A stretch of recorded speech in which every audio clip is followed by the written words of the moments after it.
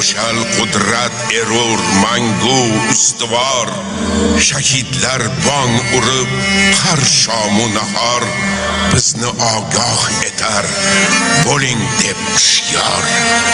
Ular xalqimizga qalqon edilar, abadiy barhayot vijdon edilar.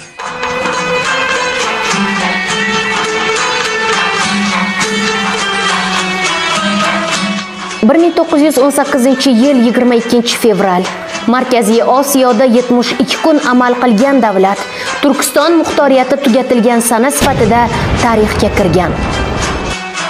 Eng achinarlisi, oradan 4 yil o'tib, butun Qizil imperiya hududida 23 fevral Vatan himoyachilari kuni deya bayram sifatida nishonlash belgilangan. Aslida bu kun minglab vatandoshlarimizning nohaq qoni to'kilgan kun. Qayg'u va alam, hasrat va iztirob ila o'tgan aziz ajdodlarimizni yod etadigan kun. Sovet imperiyasi askarlari va armani dashnoqalar tomonidan 3 hafta davom etgan qatliyomda go'zal Farg'ona qonga botirilgan va 10 minglab aholi qirg'in qilingan. Muxtoriyat madhiyasi sifatida kuylangan va Abdulhamid Cho'lponning go'zal Farg'ona she'ri turkistonliklar qalbida chuqur o'rin olgan. Sovetlar dahosi Stalin tomonidan tashkil etilgan uchlik tomonidan 20 daqiqalik so'roq yakunida buyuk ajdodimiz Cho'lpon otib emas, balki chopib o'ldiriladi. Qabri ziyorat etilmasin deya bo'laklarga bo'linib, jasadi Kaspiy dengiziga uloqtiriladi. Yurtimizda o'tkazilayotgan davlat tadbirlari va ko'pgina ommaviy tadbirlarda bu go'zal she'r bugun baralla aytilmoqda. Eng e'tiborlisi, uni nafaqat yurtimiz ahli, balki butun Markaziy Osiyo va turkiy dunyo xalqlari ham yurakdan baralla kuylamoqda. E'tiboringizga Turk dunyosi kunlari xalqaro festivalida eng yaxshi kuylangan deya e'tirof etilgan chiqishni havola etamiz. Tinglang va matonatli ajdodlarimizni ezgu xotiralar ila yod eting.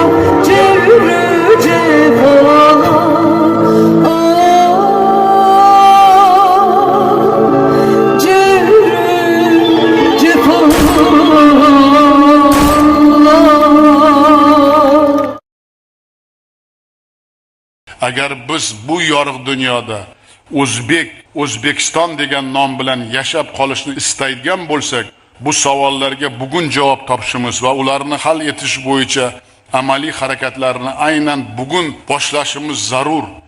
Ertaga kech bo'ladi.